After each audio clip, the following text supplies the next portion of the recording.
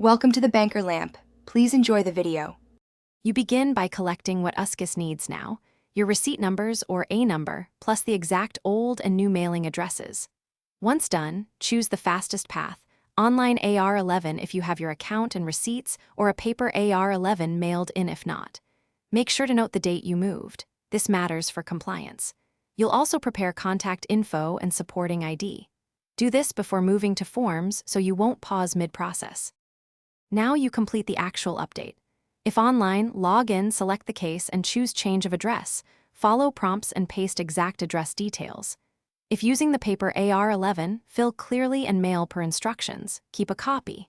For every pending receipt you have, update that specific case after the AR11. This prevents delays in notice delivery. Remember to review entries for typos. Errors can create missed notices. Once submitted, note confirmation or tracking info. Finish by verifying the change went through.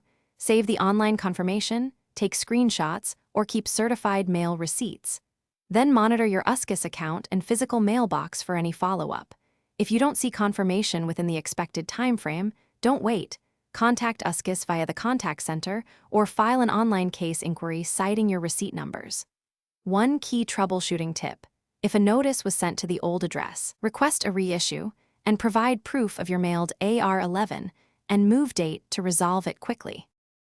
Thanks for watching. If this was helpful, leave a like and consider subscribing. See you next time.